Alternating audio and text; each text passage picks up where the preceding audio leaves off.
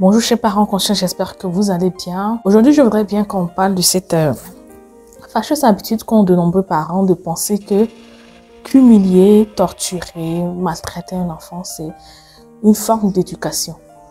Récemment, j'ai vu une publication sur les réseaux sociaux où des parents ont carrément rasé la tête de leur fille parce qu'elle a échoué au bac.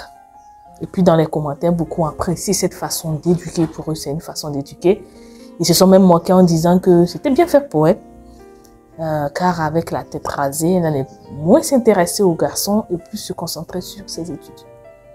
Donc en lisant tout cela, j'ai compris qu'en fait, de nombreux parents confondent éduquer un enfant et torturer une personne sur qui on a de l'autorité.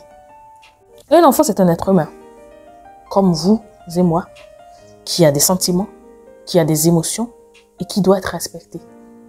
De vous à moi. À quel être humain sur terre cela ferait du bien d'être humilié? Humilier un enfant, ce n'est pas l'éduquer, c'est le torturer. Je le dis, je l'assume.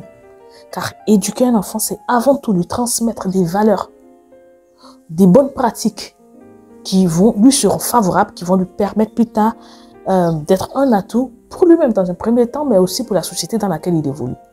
Donc, vous qui pensez que qu'humilier, frapper, c'est éduquer un enfant, dites-moi s'il vous plaît en quoi et quelle valeur l'humiliation, la violence va transmettre à votre enfant. Quel impact positif, s'il vous plaît, dites-le moi, humilier votre enfant, le tabasser, lui faire du mal, le rabaisser psychologiquement, l'insulter, va avoir sur son développement humain, sur son développement psychologique, mais surtout sur son développement émotionnel.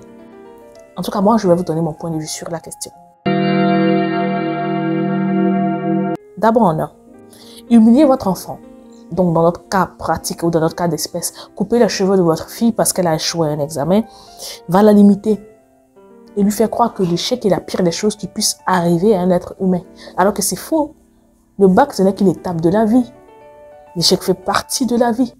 Et c'est une chance que nous donne la vie pour mieux nous préparer pour notre réussite. Et la majorité des gens qui ont réussi, le savent. L'échec n'est pas une mauvaise chose. On ne doit pas avoir peur. On ne doit pas se résigner parce qu'on a été face à un échec. Ne pas réussir au bac, ce n'est pas la fin du monde, ce n'est pas la fin de la vie.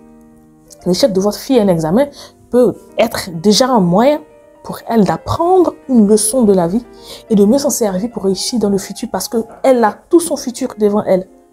Donc quand votre enfant échoue à un examen, encouragez-le et utilisez son échec pour lui permettre de prendre conscience. Aidez-le à retrouver confiance en lui afin qu'il fasse mieux la prochaine fois. Si bien sûr votre objectif en tant que parent, c'est d'accompagner votre enfant et non de lui faire du mal parce que vous aussi, à votre tour, vous, ça fait du mal. Thomas Edison, il a échoué 1000 fois avant de créer l'ampoule électrique. Imaginez ce qui serait arrivé s'il avait eu des parents comme vous qui pensaient que rabaisser, humilier son enfant chaque fois qu'il échouait était la meilleure des choses à faire ou la meilleure des éducations. Il aurait laissé tomber. Aujourd'hui, vous êtes content d'avoir des ampoules dans vos maisons, non? Et le pire dans cette histoire, c'est que les parents qui agissent de cette façon-là ont eux-mêmes échoué plusieurs fois dans leur vie et ne sont pas parfaits. Et malheureusement, eux cherchent des enfants parfaits où ils essaient de reproduire ce qu'ils ont vécu dans leur enfance, ce qu'on leur a fait subir de la maltraitance envers leurs enfants, pensant que c'est la meilleure façon de les éduquer. En deux, couper les cheveux de votre fille parce qu'elle a échoué au bac est la démonstration du fait qu'on agit toujours comme des esclaves. Nous ne sommes plus des esclaves. En tout cas d'un point de vue physique, mais nous le sommes restés d'un point de vue mental. C'est triste. En quoi les cheveux d'une fille ou d'une femme noire n'empêcheraient-ils d'étudier? Où est le rapport? Vous pensez que couper les cheveux d'une fille va protéger son hymen, quoi? Ça n'a aucun sens. En tout cas, moi, j'ai toujours été contre le fait de couper les cheveux des petites filles, sous prétexte que les cheveux les empêchent d'étudier. Car c'est un réflexe d'esclave qu'on a gardé, des colons, des maîtres, et je trouve ça vraiment triste. Dans de nombreuses écoles ici en Côte d'Ivoire d'excellence, on demande de couper les cheveux. Et même dans l'ancienne école de ma fille, à la maternelle, on demandait de couper les cheveux. Vous savez, les colons, ils coupaient les cheveux de nos ancêtres femmes pour les emmener à régner qui elles sont, ou qui elles étaient, parce que nos cheveux afro là sont une représentation de notre négritude. Donc ils les coupaient aussi pour les humilier. Pour humilier les femmes qui leur résistaient d'un point de vue sexuel en général, parce que les cheveux représentent la parure chez la femme noire. Vous voyez que nous les utilisons pour nous exprimer avec des coiffures vraiment qui sortent de l'ordinaire. Donc nos cheveux sont comme une partie de nous autant que nos bras et nos pieds.